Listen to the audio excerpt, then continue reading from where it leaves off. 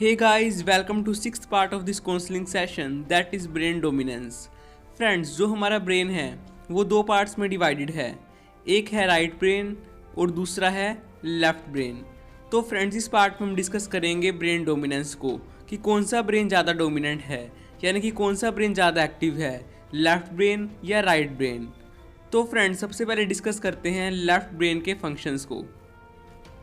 ये कंट्रोल करता है सेल्फ अवेयरनेस को, लॉजिकल थिंकिंग को, फाइन मोटर स्किल्स को, यानी कि स्मॉल बॉडी मूवमेंट्स को, जैसे कि हैंड की मूवमेंट हो गई, फिंगर की मूवमेंट हो गई, लैंग्वेज एंड ग्रामर को, लव टुवार्ड्स नेचर, यानी कि ऐसे लोग नेचर से बहुत प्यार करते हैं, गुड इन एकेडमिक्स, यानी कि ऐसे लोग एकेडमिक्स में बहुत अच्छे होते हैं, रिस्पॉन्ड टू वर्बल इंस्ट्रक्शंस, यानी इनसे अगर ओरली कोई क्वेश्चन पूछा जाए तो उसका आंसर बहुत इजीली दे पाते हैं, solve problems by looking at the parts, यानी प्रॉब्लम को पार्ट्स में डिवाइड करके उसका सोल्यूशन फाइंड कर लेते हैं, find difference in similar things easily, same चीज़ों में इजीली डिफरेंस फाइंड कर लेते हैं, प्लान्ड एंड स्ट्रक्चर्ड, ये प्लान्ड और स्ट्रक्चर्ड होते हैं, लाइक एमसीक्यूज टाइप क्वेश्चंस, इन एमसीक्यूज टाइप क्वेश्चंस अच्छे लगते हैं, control their feelings and emotions, ये अपने फीलिंग्स और इमोशंस को कंट्रोल कर सकते हैं, like building blocks, puzzles, word formation, problem solving, crossword etcetera, इन्हें ये वाली गेम्स बहुत ज़्यादा अच्छी लगती हैं।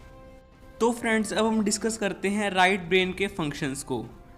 जो राइट ब्रेन है उसे क्रिएटिव ब्रेन भी कहा जाता है क्योंकि ये बहुत ज़्यादा क्रिएटिव होता है। ये कंट्रोल करता है इंटरपर्सनल स्किल्स को, यानी कि दूसरों से बातचीत करने की स्किल्स, दूसरों से कम्युनिकेट करने की स्किल्स। ये कंट्रोल करता है इमेजिनेशन को। ये कंट्रोल करता है ग्रोस मोटर स्किल्स को, यानी कि बॉडी की मूवमेंट को, जैसे कि डांसिंग हो गया या कोई भी स्पोर्ट्स की एक्टिविटी हो गई। ये कंट्रोल करता है म्यूज़िक को, कलर को, पिक्चर्स को, डांस को, आर्ट को, एक्टिंग को, पेंटिंग को, फैशन को, आउटडोर स्पोर्ट्स एक्सेट्रा को।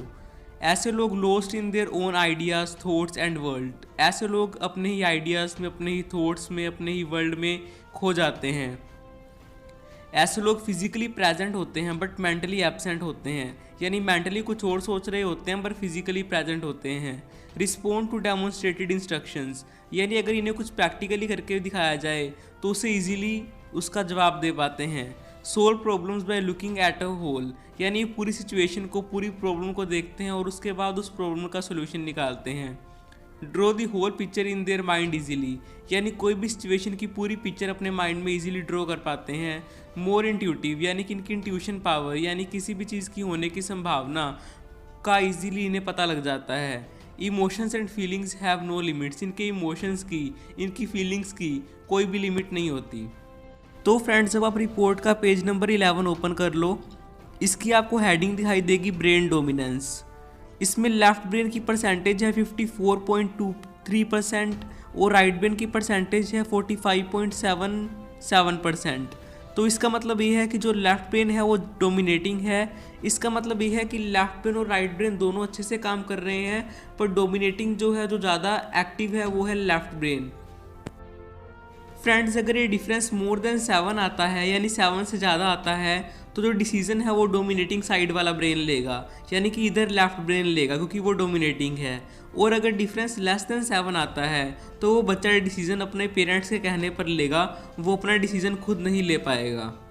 इस रिपोर्ट के अकॉर्डिंग जो डिफरेंस है वो 8 पॉइंट समथिंग आ रहा है, यानी कि वो 7 से अबव है, यानी कि डिसीजन डोमिनेटिंग साइड वाला लेगा, यानी कि लेफ्ट ब्रेन लेगा। और लेफ्ट ब्रेन लॉजिकल है। फॉर एग्जाम्पल, आपके पास सैमसंग का मोबाइल है और आपके पास एप्पल का मोबाइल है। तो फ्रेंड्स, अब देखते हैं कि आप कौन सा मोबाइल यूज़ करोगे। आप सैमसंग का मोबाइल चूज़ करोगे क्योंकि आपका लेफ्ट ब्रेन ज़्यादा एक्टिव है और वो देखेगा कि फीचर्स तो दोनों में सेम ही हैं, बस प्राइस का डिफरेंस है और सैमसंग का मोबाइल सस्ता मिल रहा है, तो मैं क्यों ना सैमसंग का मोबाइल ही ले लूँ। पर अगर आपका माइंड क्रिएटिव होता, यानी कि राइट ब्रेन एक्टिव होता, तो आप एप्पल का मोबाइल लेना पसंद करते क्योंकि आपको डिज़ाइनिंग से, इमेज से, आर्ट से बहुत प्यार होता।